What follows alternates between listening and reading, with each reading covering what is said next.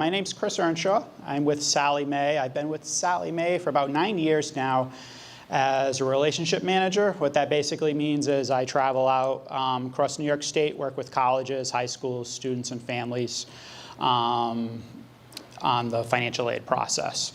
Before Sallie Mae, I was a financial aid counselor at Hudson Valley Community College in the Albany area, and prior to that, for about 8 years back in my home state of Rhode Island at Roger Williams University and Rhode Island College. So first question I just want to ask, how many of you have filled out a FAFSA recently, maybe for an older child who's now in college or recently graduated? Okay, a couple of people. So this year, as we mentioned, the FAFSA is changing.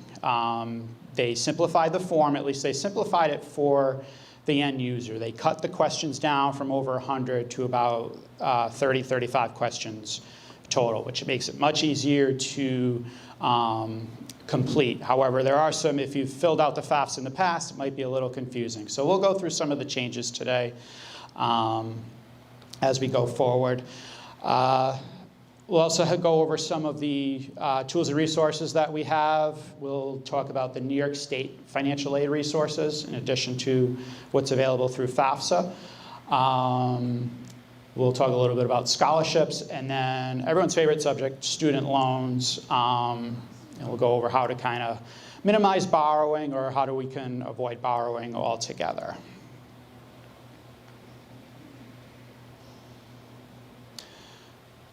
So, key FAFSA tips. The first thing we always say is submit your FAFSA as soon as possible. Now, in most years, that would have been anytime after October 1st. You can submit the FAFSA for the following school year. So, if you're a senior in high school right now, you would be able to fill out the FAFSA this December. They've moved it from October to December. As we mentioned, the FAFSA is changing. So it's going to be available this December as the Department of Education continues to update their systems, make sure everything works correctly, make sure all the colleges have the correct software and up-to-date software they need to process the financial aid as it comes in. They needed a little bit extra time this year, so the FAFSA will be available sometime this December. They have assured us that in subsequent years, the FAFSA will revert back to the October 1st schedule. So you do need to file for financial aid each year in college. So when you reapply, the new FAFSA will be available sometime in October. I'd like to say almost every student is eligible for some form of financial aid. And that includes federal student loans, which anyone can be eligible for. However, you do need to file the FAFSA in order to receive the federal direct loans. FAFSA has to be filed every year, as we mentioned. Financial aid deadlines. Now, the FAFSA opens up in December, but don't wait too long past December to fill it out. You can fill out the FAFSA anytime throughout the year in college. However, a lot of colleges and states, New York State does not, but some states do have a deadline where, a priority deadline, whereas if you miss that deadline, you're not going to be eligible for any college financial aid. So while you can file FAFSA anytime, make sure you fill out your FAFSA by the college's given deadline. Some colleges may be February 1st, March 1st. Every college is different, and they do publish their deadlines on their individual financial aid pages on their website.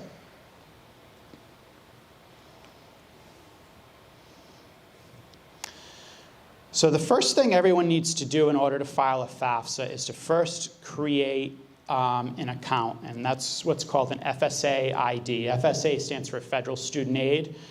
So everyone needs to fill out and have a FSA ID, students and at least one parent.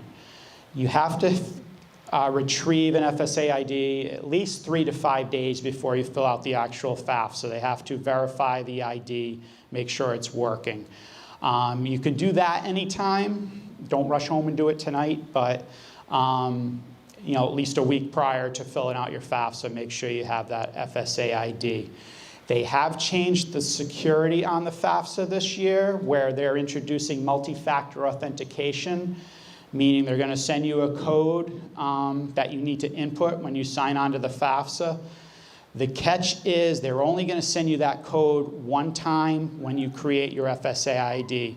So I recommend write it down, keep it somewhere safe where you know what it is. When you have to re-log into the system, you're going to need that code, and there's no way to retrieve it a second time.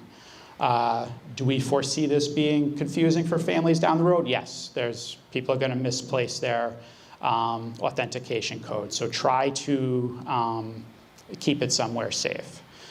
You'll also need, with your FSA ID, in addition to filling out your FAFSA, you also will need that if the student does borrow student loans. They'll need that ID to access the student loans. And then during repayment, throughout the life of repayment, it's that same FSA ID.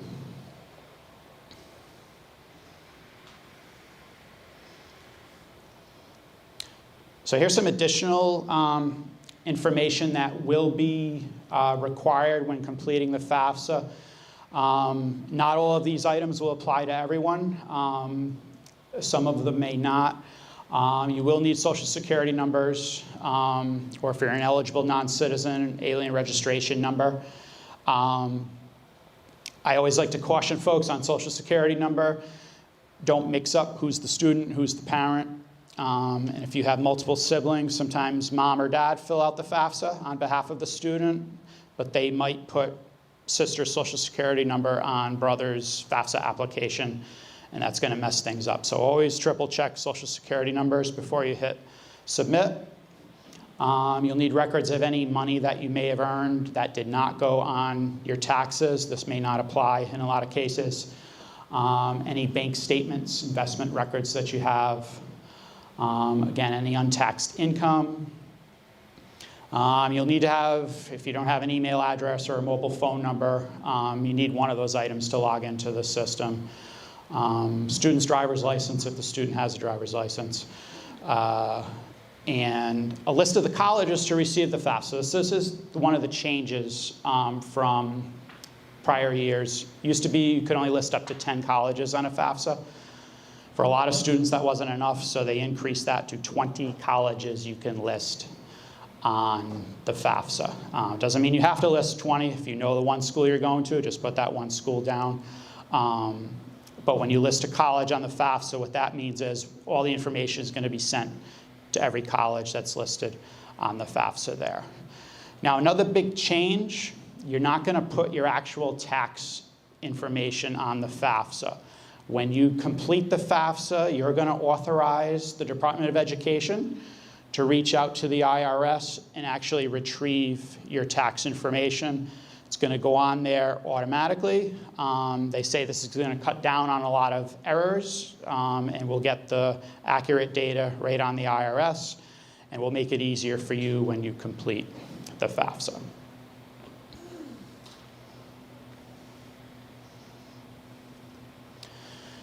So here's the login screen for the 24-25 FAFSA. And they call it the better FAFSA. We'll see if it's better. I hope it's better. It's going to be shorter, that's for sure. But it is going to be a change for us. You're going to be able to, when you log in, you're going to identify yourself as either the student or the parent. And that's going to make it a lot easier because the old FAFSA, you kind of never really knew. You had to look pretty closely to see what section you were in, if you were in the student section or the parent section. Now you'll know if you're the student or the parent.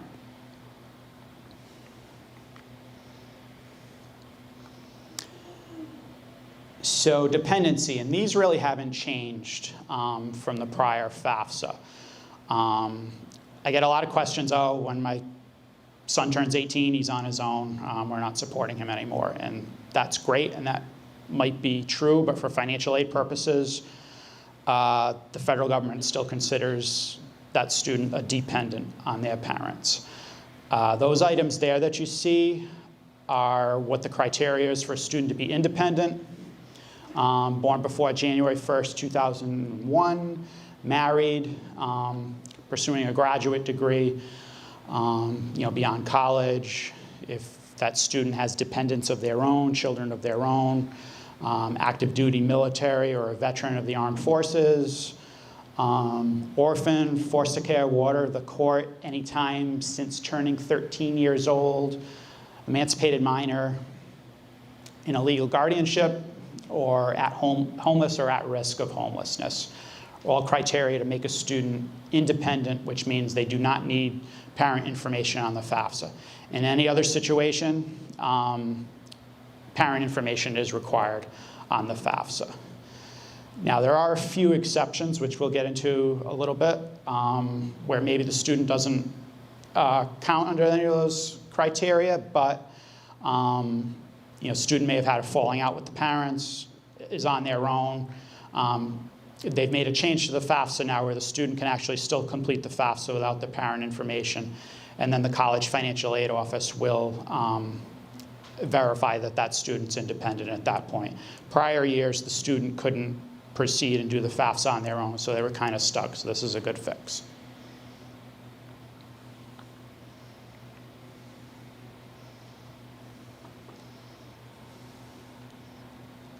So who's considered a parent? Biological or adoptive parents and step-parents. So if mom or dad is the primary support for the student and mom or dad is remarried, then that step-parent is also considered a parent for FAFSA purposes. A new change for this year include both parents if parents are married or not married but live together.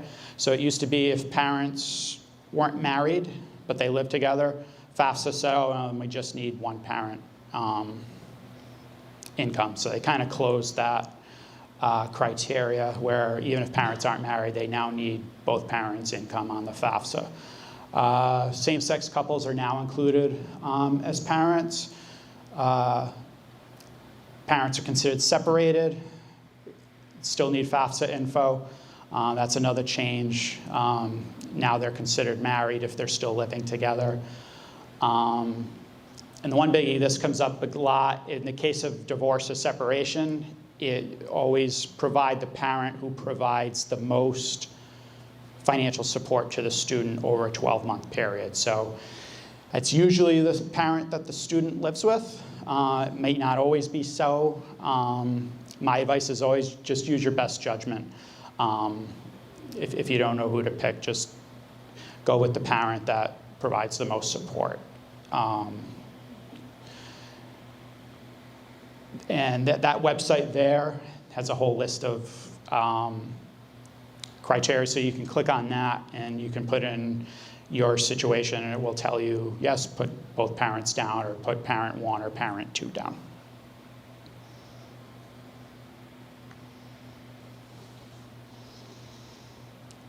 So reporting assets, these more or less have not changed, except for a couple of exceptions.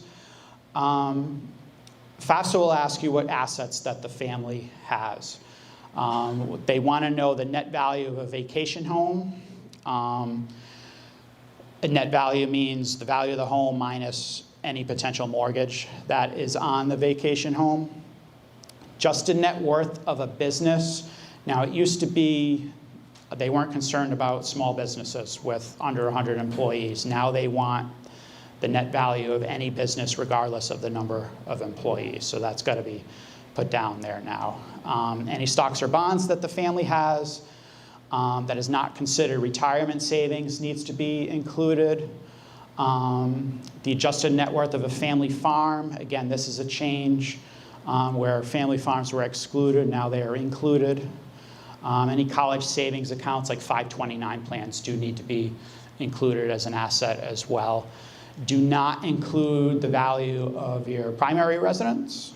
Do not include any retirement accounts, 401ks, pensions on there. And then any other personal possessions like your car or anything else is excluded for FAFSA purposes.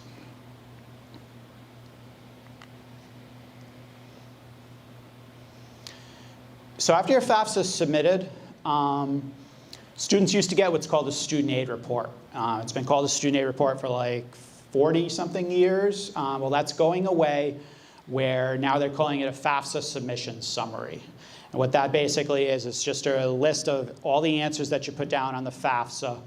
All those answers are what was sent to each of the individual colleges that were listed on the FAFSA. Sometimes colleges may request additional information, like if something doesn't look quite right, they'll start a process called verification. What that means is they may request tax documents, W-2s, that sort of thing, for families to complete. Colleges will then use the data that's collected and come up with what's called an award letter. And sometimes that's called an offer letter. Every college kind of calls it something different. What that is a list of all the financial aid that students are eligible for based on what was put on the FAFSA. So that will include, for most colleges, any federal financial aid, like the Pell Grant, student loans, any New York State financial aid, or the state that the student happens to be attending, and any college financial aid. So most four-year schools also offer their own college financial aid grants. Those should be included on the FAFSA as well. And again, when colleges have their own deadline, it's because they're awarding their own financial aid, and they need to get that. They have a limited amount of money, so you have to make sure you meet that deadline in order to receive that college financial aid. Every college will send out their award letters at a different time. Some colleges, it'll be tough this year because the FAFSA has been moved up to December. But some colleges will send out award letters right away. Some will wait and do them in batch, say in January 1st, February 1st, that kind of thing. Again, every college is different. Just stay on top of each one.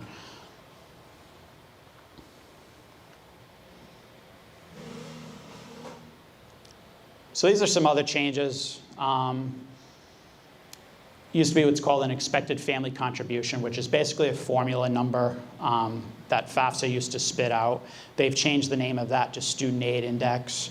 The number doesn't mean anything except that it's like an index that they use to base the financial aid off of. That number can now be a negative number. So it used to be the lowest that number could be is 0. Now it can actually go into the negatives depending on the family's financial situation. So it doesn't mean that families may be eligible for more Pell Grant because there's a max, but it does allow colleges to award additional financial aid depending on how much room they have in the student budget.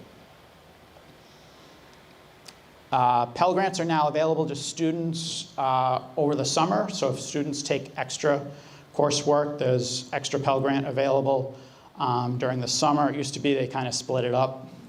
You took summer, if you had a little eligibility left over because you weren't full-time, you could still get Pell Grant in the summer. Now you can get extra Pell Grant if you take summer classes. Family size, they used to count the number of college as in the formula. Now, regardless of how many siblings are attending college, they do not put that in the formula anymore.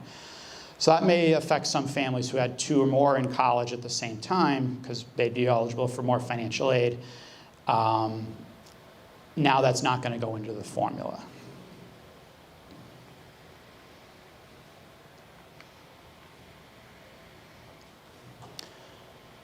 So finally, just some other changes.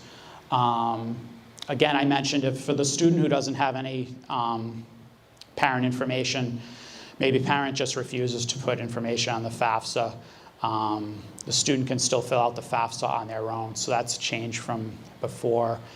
It used to be males had to register for selective service. That's no longer the case to receive federal financial aid. It used to be that anyone with a prior drug conviction may or may not be eligible for federal student aid, depending on the timing of that conviction. That restriction has also been lifted. Housing question has been removed. This not really a big deal for students and families, but they used to ask on the FAFSA what your housing plans are. Do you plan to live on campus? Do you plan to live at home with your parents? And then colleges would kind of know, okay, this student said they're going to live on campus. Let me let admissions know that these students indicated they're going to be on campus and they're going to need a dorm room. Now, since that's been removed off the FAFSA, colleges are going to have to contact the students directly to kind of figure out what their individual housing plans are. So they may, in likelihood, incorporate that onto their admission application. But for those that weren't able to make the change in time, they may, contact you separately to request that information. Again, there's several income questions that have been removed. They used to ask about child support paid or child support received on behalf of the student. Those questions have been removed. They don't ask about veteran benefits anymore, workers' comp. Those have all been removed off the FAFSA as well.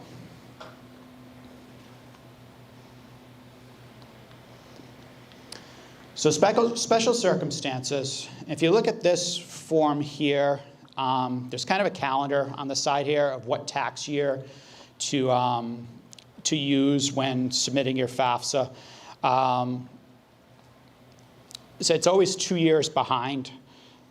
So for this coming FAFSA, it's the 2022 taxes. But if families may have had a change in income since 2022, you can request through the financial aid office to use 2023 income instead of 2022. And that way, they'll be able to give you a more accurate financial aid package, assuming the income in 2022 was higher. Obviously, if income is higher in 2023, you don't want to do that, but there is some flexibility there. Death or serious illness of a parent is a special circumstance. You can have the parent removed off the FAFSA and their income is excluded. Any natural disasters that may have occurred, any unexpected medical or dental insurance, expenses that are not covered by insurance could be considered. And this is a change as well. They used to be, they didn't want to hear about grandparents. Now, if parents have financial responsibility of their parents or the student's grandparents, that can be considered a special circumstance for FAFSA purposes as well.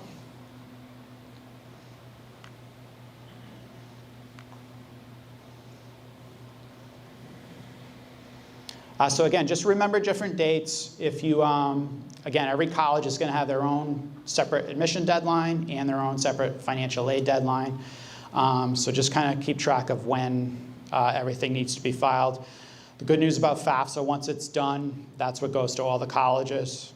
So get it done early, and you should cover all the deadlines for financial aid purposes. You need that FSA ID before doing the FAFSA. Give it at least 3 to 5 days or a week or so to have that set up. Both parents may need an FSA ID, so we recommend both parents get one. If it turns out just need one parent information on there, that's okay. But have those FSA IDs set up early. Again, the change, you may need to know the value of your small business or family farm from prior years. Don't forget, I don't think it'll let you proceed without checking the box to authorize the FAFSA to receive your information from the IRS, but they won't be able to process any financial aid without that IRS information. Again, with multi-factor authentication, just keep that code handy and make sure you have access to your mobile phone number or your email that you use. Again, make sure admissions knows your housing intentions, and that was it for that one. So switching gears from FAFSA, New York State also offers financial aid for students, and that's called the Tuition Assistance Program, or TAP program. And these are grants that New York State offers. Maximum award for TAP in this current year, 2023-24, is $5,665. That may go up a little next year for 24-25. We won't know that until we get closer to the next academic year. To be eligible for TAP, students have to be a New York resident for at least the past year, attending a college in New York State. Just about all New York State colleges, 2-year colleges and 4-year colleges, participate in the New York State TAP program. There's the income requirements there for this year. The families, to receive a TAP grant, families need to earn less than $80,000. There is a sliding scale on that max of $56,665. So if you're not eligible for the max, you may be eligible for a lower amount. Now with the TAP application, once you submit the FAFSA, they'll say, congratulations, FAFSA's done, and there'll be a link, say, do you now want to complete New York State TAP application? You hit yes, it then transfers you to the New York State TAP application, pre-populates a lot of the information that you already put on FAFSA, and then you fill in the rest, hit submit.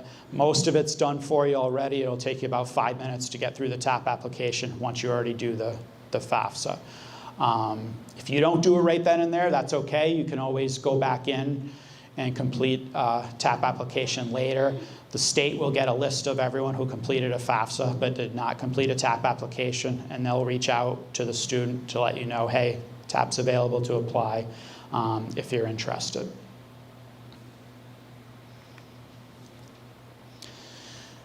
New York State also offers the Excelsior Scholarship Program. And this program is about 5 or 6 years old now. Covers 100% of any tuition at any SUNY school or CUNY school in the state. But it does not cover any fees or room or board, books, or any other expenses. Can only be used toward tuition. To qualify, families' income has to be less than $125,000. The one thing to keep in mind, if the student's Pell Grant and TAP Grant already cover the tuition, then you would not be eligible for the Excelsior Scholarship because they say tuition's already been paid for by other financial aid sources. But it's a good program for those families where, you know, make under $125,000 but maybe didn't receive the maximum Pell Grant or maximum TAP award. This program will cover the rest. Student has to be full-time to receive this. They have to complete 30 credits per year in order to continue receiving it in subsequent years. They do have some requirements. Students have to live and work in New York for the same number of years that they've received the Excelsior Scholarship Program. So if you receive it for all 4 years, they want you to then live and work in New York for 4 years afterwards. If you don't, they will then turn that scholarship program into an interest-free loan program. So, you know, keep that in mind. My personal advice to students, you know, if you get a great job offer from out of state with a great salary, don't worry about this turning into a loan program. You know, take that job because, you know, the salary, the benefits of the salary will probably outweigh repaying this program off. Unlike the other FAFSA and TAP, which you can apply for anytime during the year, there's a very limited application window for Excelsior. It's usually late spring. It'll open up for, you know, maybe 4 to 6 weeks, and then they close off the application. They will notify families when it's time to apply, and colleges will also let you know. If it's one of the state schools, they'll let you know, hey, Excelsior is open, you may want to go and apply for that.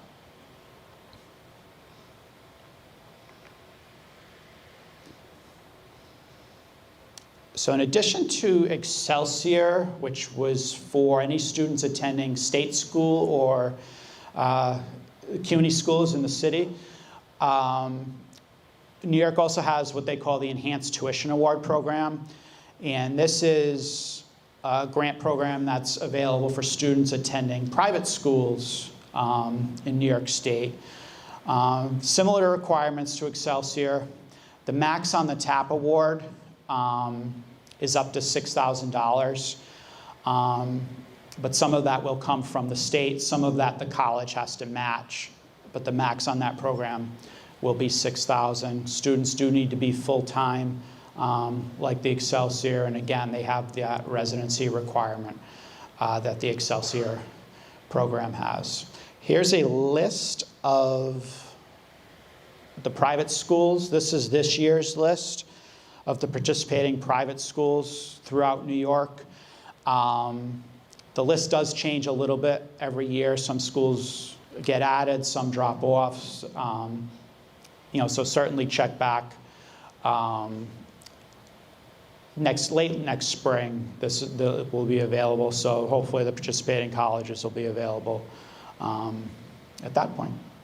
Chris, does that roll out the same time as Excelsior? Yeah, that'll be available. There'll be a link on HESC, which is Higher Education Services Corporation, HESC. That's New York State's financial aid website. There'll be a link for Excelsior and a link for enhanced tuition. If you go out there right now, it'll say, oh, thanks for visiting. Application period is currently closed. Come back again another day. But again, the last several years, that opens up usually in the late spring.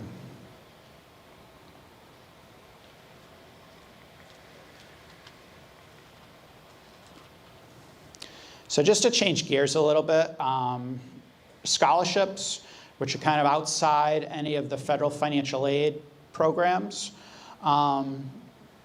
Scholarships, obviously free money that do not have to be repaid, which is nice. Everybody likes free money. Scholarships are offered by private donors, organizations. Most colleges also offer private scholarships. And individual donors.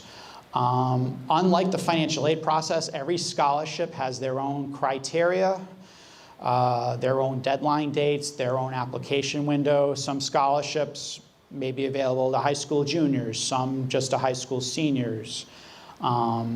There's scholarships for every year of college. There's even a ton of scholarships if you're a graduating college senior. There's scholarships for that to get through that final year of college. So when to apply, now's the time if you're a senior, start to look up, scholarships. The counseling center here at Windsor has scholarships that are available out on the website.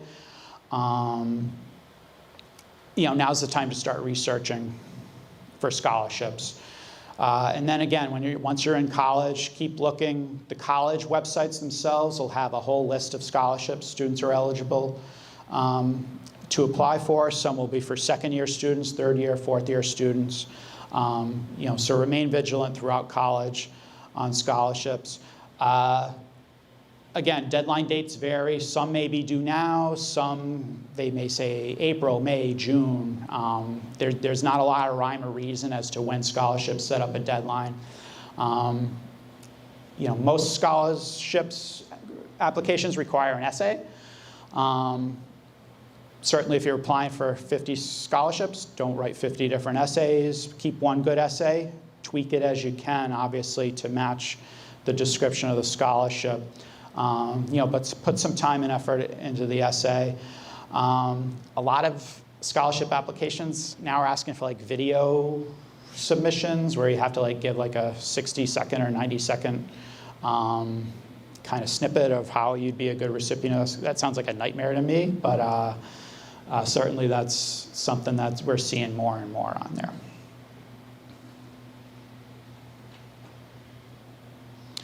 It's just, scholarships, we think, you have to be, one of the smarter kids to receive a scholarship. And while that's true, there's a ton of scholarships out there that are based on academic merit. There's so many more reasons why someone could receive a scholarship, maybe financial need on there, community involvement, any organizations that you're a member of, sports, athletics, big scholarship opportunities there. Any other talent or skill. We had a scholarship that came up across our platform a couple years ago for potato growers. So it was like, do you like potatoes? Enter our scholarship. Someone won a $2,500 potato scholarship. So, you know, anything you can think of, there's probably a scholarship out there for you. So just, you know, do your digging. Not to potato pun there, but. And remember, scholarships do not require repayment. They are free money. And also, when you apply for a scholarship, if they're asking for a fee, it's probably a scam or maybe like a raffle or something, but it's certainly not worth. Don't apply for any scholarships where they're asking for you to send money to them.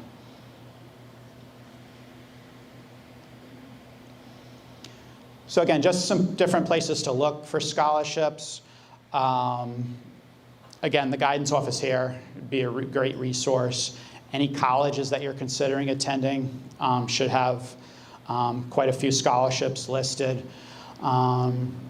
If you're a member of a church or a religious organization, they may have scholarships available. A lot of employers, either for the parents or for the students, may have scholarship programs for employees or children of employees. The local library may be somewhere you can search. New York State also has a list of scholarships available at that link there. Those are in addition to all the different financial aid programs that they offer. There's several online search engines that are available as well. Sally Mae has a scholarship search here. This brochure here kind of has a link to our scholarship search on there. Again, you'd create a profile. This is true of any of the scholarship search engines. Create a profile, kind of stick with it throughout the life of college.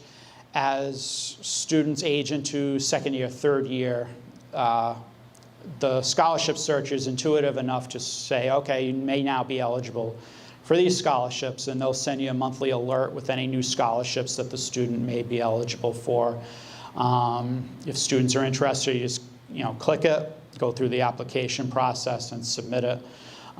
So they're a good resource as far as looking for one place to find the majority of the scholarships. FastWeb is another one that's been out there a long time. CapEx, another great resource for scholarship searches. You don't necessarily need to use all these different search engines. Find one that you like. If it's us, great. If it's someone else, that's fine too. Most of the scholarships should be listed on the different search engines. So, don't feel that you're missing out by just doing one.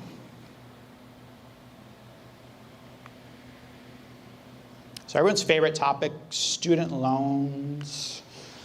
There's a few types of student loans, and we're not going to get too deep into student loans today because we're early on in the process. These are the federal loans that students could be eligible for.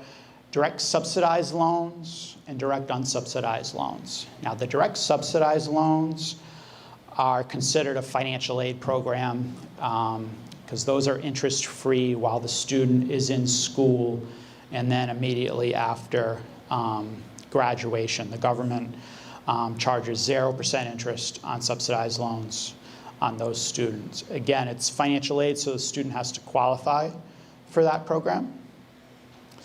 Now, there's direct unsubsidized loans. Now, unsubsidized loans means interest is accruing on those loans at all time.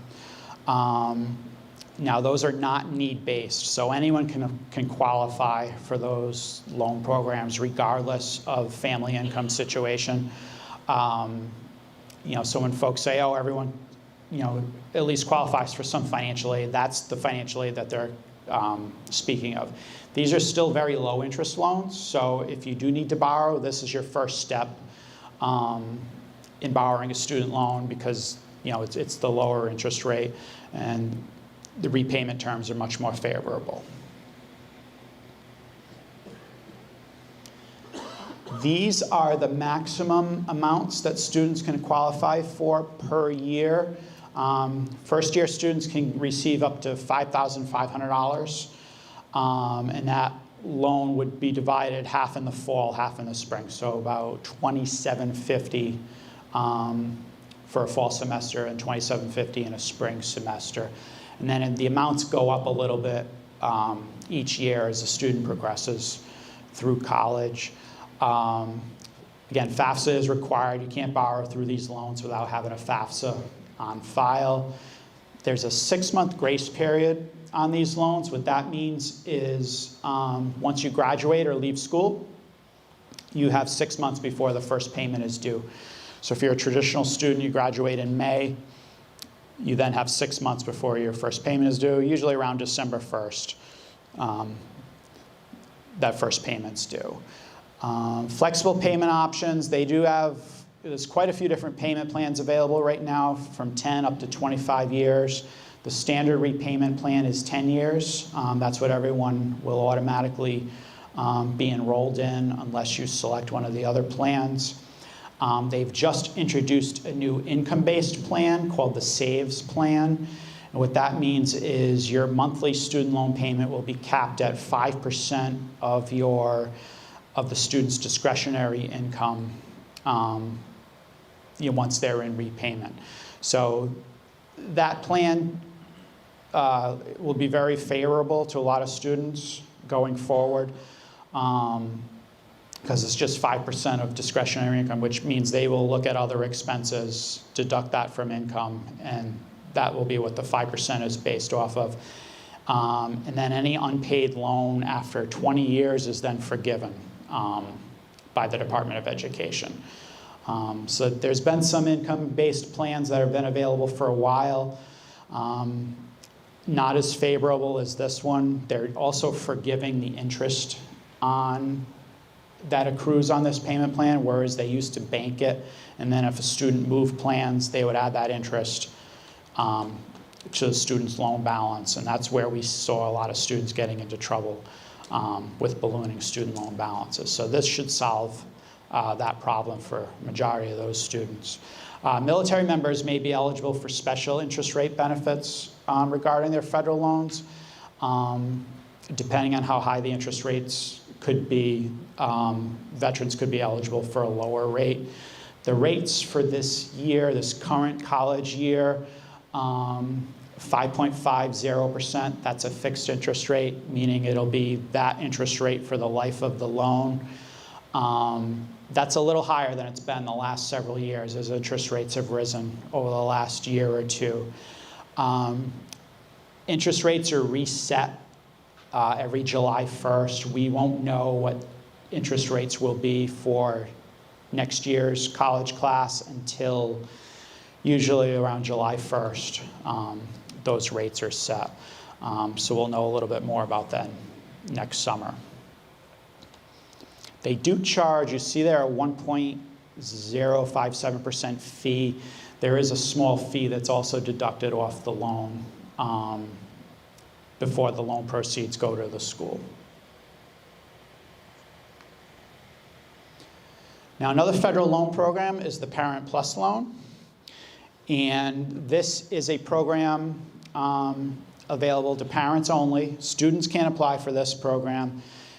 This loan is in the parent's name only. The FAFSA does need to be on file in order to receive the Plus loan. Works very similar to the other loans, but generally there's a maximum 10-year repayment on the Plus loan. You can borrow any amount. There's no minimum or maximum that parents can apply for.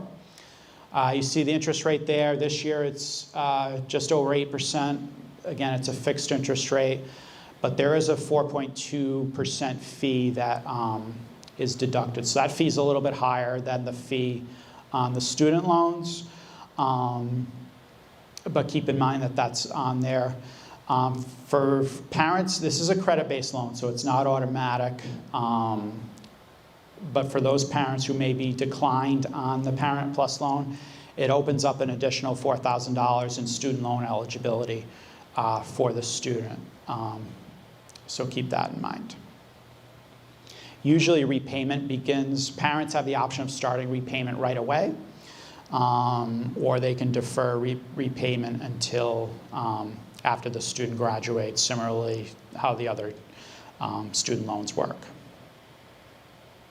So this is just an example with that fee. So this family had a $10,000 plus loan, and with that fee, $422 is deducted from the loan, leaving a net disbursement of about $9,577. So what that means is when the family applied for that loan, $9,577 is sent to the school, but when the family hits repayment, they still owe the $10,000. So this is where we sometimes say, shop around if you do need additional loan beyond the traditional student loans. Certainly look at the parent loan, but also look at some private loan options. You could get an interest rate lower than the Parent Plus loan.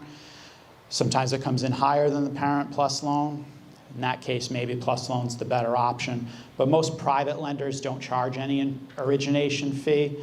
So if you're approved for a private loan at a lower rate than the Plus loan, maybe that's a better option, especially with that fee mixed in there. And with the private loans, FAFSA is not required. Usually the private loans are in the student's name, although there are private parent loan options out there as well. Repayment period can vary, 5 to 20 years. The standard that we usually see is 10 or 15 years. At Sallie Mae, we have different repayment options where you can start to make interest-only payments now while the student's in school, or a fixed repayment, monthly payment, which helps students build credit and then keep their balances low once they do hit repayment. There's a range of interest rates. Now these ranges here kind of vary from all the different private loan lenders that are out there. Some interest rates are very low, some are very high. It all depends on the student and co-signer's credit as to what interest rate you'll receive. So certainly, shop around. Now's probably not the time to do that for next fall, but certainly in the spring, start to look for loan options if you do need them.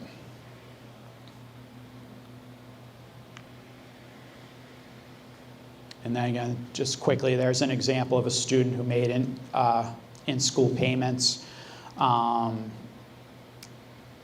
first student down there deferred all repayment while they were in school, didn't make any in-school payments. Then when they graduated, had a $125 monthly payment. And then the second student paid about $31.25 a month. They had then their in-school payment, $100. Once they graduated, their out-of-school payment was about $100. So they saved quite a bit just by making that little in-school payment each month. And finally, just some other key things to consider. Just how much should you borrow?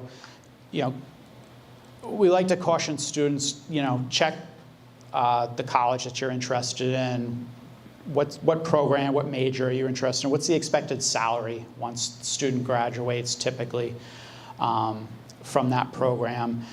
And if you need to borrow quite a bit of loan money to go to this school, and then you have to repay that loan, are you able to do that based on the salary of students graduating from that college? So every college should be able to tell you very quickly what the completion percentage is, how many students complete the program, and expected starting salary of their graduates in any particular major. So certainly get that information from the admissions office prior to committing. Maybe you're interested in education. You can go to, you have your heart set on a private school, but maybe it's much more expensive versus going to one of the SUNY schools, which is much more affordable. Certainly do that research ahead of time. Type of interest rate, right now we've seen a lot of families opt for fixed interest rates only because as rates climb, families like that stability. Variable rate loans can be less expensive. You know, in a lower interest rate environment, those variable rate loans could be very low. Certainly rates are high right now. In another year or two, you know, they may come back down again.